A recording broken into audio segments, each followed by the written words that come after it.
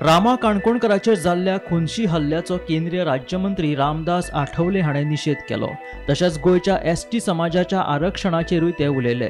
सुरवातीक गोंय केंद्र शासीत प्रदेश आशिल्ले त्या वेळार एससी समाजा खातीर 15% जाल्यार एसटी समाजा खातीर 7.5% आरक्षण आशिल्ले।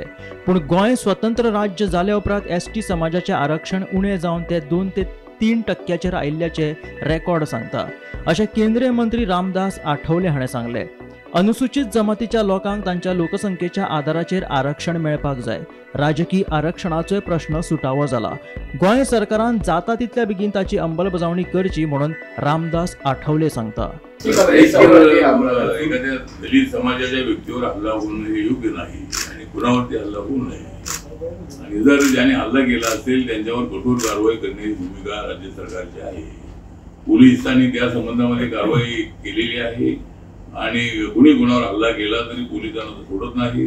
त्यामुळे असे हल्ले होणे ठीक नाही, पण असे हल्ले होऊ नये यासाठी नक्की सरकार, प्रमुख सावंत यांचं सरकार भविष्यामध्ये प्रयत्न एसटी कम्युनिटीसाठी केंद्र सरकारने गोव्यासाठी राखीव आरक्षणाचा विषय आला होता केंद्रामध्ये, तुम्ही मंत्री होता, कसं बघताय याकडे? मला असं वाटतं की पूर्वी असं होतं की ज्या वेळेला केंद्रशासित प्रदेश म्हणून ज्या वेळेला गोवा होतं त्यावेळेला शेड्यूल कास्टसाठी 15% आरक्षण, शेड्यूल ट्राइबसाठी 7.5% आरक्षण, अशा पद्धतीचं जे आरक्षण मिळत होतं। पण गोवा स्वतंत्र राज्य झाल्यानंतर ज्या वेळेला जनगणना झाली 2011ची, त्याच्यामध्ये शेड्यूल कास्टचं पर्सेंटेज 2-3% आहे असं रेकॉर्डमध्ये आहे। त्यामुळं राज्य सरकारने राज्यामध्ये जेवढे शेड्यूल कास्ट असतात त्यांच्या पॉप्युलेशनच्या पर्सेंटेज प्रमाणे त्यांना आरक्षण देण्याची तरतूद आहे। त्यामुळं तसं आरक्षण ऑलरेडी इथं आहे, तसं शेड्यूल कास्ट आरक्षण ऑलरेडी इथं मिळालेलं आहे।